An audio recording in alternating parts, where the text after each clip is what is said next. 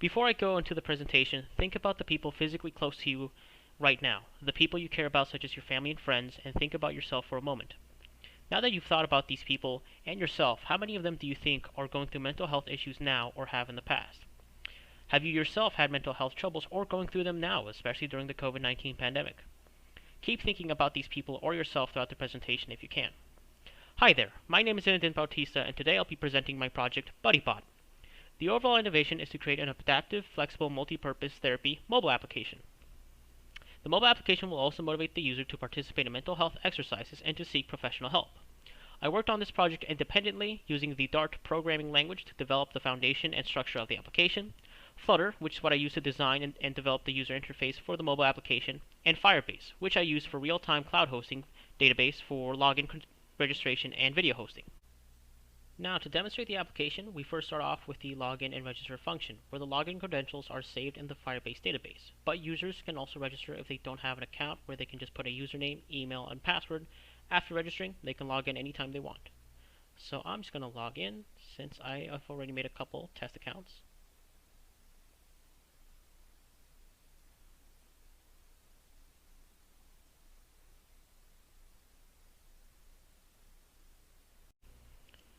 Now, what makes this therapy application stick out compared to the rest? Well, for starters, let's start off with the main feature in my application. All the biggest therapy chatbots only understand the English language, which is an issue because mental health is an important subject that affects everyone around the world. Mental health does not care if you're American, Italian, Mexican, Chinese, Russian, or French. Everyone can be impacted and everyone should have their voices and thoughts heard.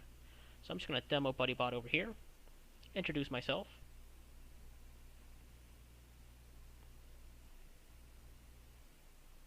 Then from there, BuddyBot will also introduce itself, and then from there you can start initiating the conversation, and then BuddyBot will keep asking for more details. So at this point, this is when BuddyBot kind of enters a more detective mode.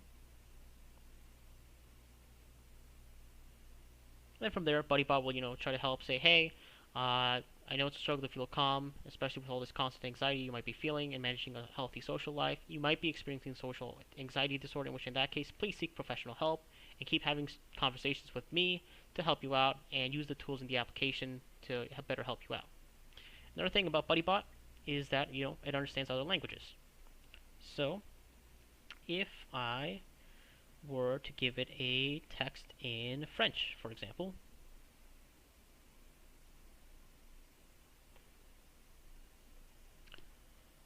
BuddyBot understands that the user is speaking French, and it will reply back in French. And another thing about BuddyBot is that it has what's called a red flag protocol. So this is a text in Spanish which translates to "I want to commit suicide." When you send a text message such as this to BuddyBot, it detects high levels of negativity. At that point, this is when BuddyBot will initiate the red flag protocol, where it's like, hey, I know you're experiencing a lot of negativity right now and you're thinking about committing suicide or having tendencies to commit suicide. If you are, please call the national helpline, in which it gives the phone number, and it will also de-escalate the situation, saying, hey, your life is precious, you have a lot of good memories to make in the future, please go somewhere safe and feel comfortable. And depending which language you're communicating with BuddyBot, it will also give you the national helplines of those countries of origin. So since this was in Spanish, it gave me the helpline for Mexico and Spain. Second, it has a heart rate monitor embedded into the application, something that isn't seen in other therapy applications. And since it's embedded, users don't have to worry about some hardware extension that will increase the cost of the product and could also be lost and destroyed. So if I press the heart icon here, put both of my fingers on my phone camera, give it a couple seconds, and it will detect a heart rate. It does this by reflecting the light through your blood vessels in your fingers, and depending on how dilated it is, it gives you a beats per minute, and this dilation of blood vessels depend on your heart rate.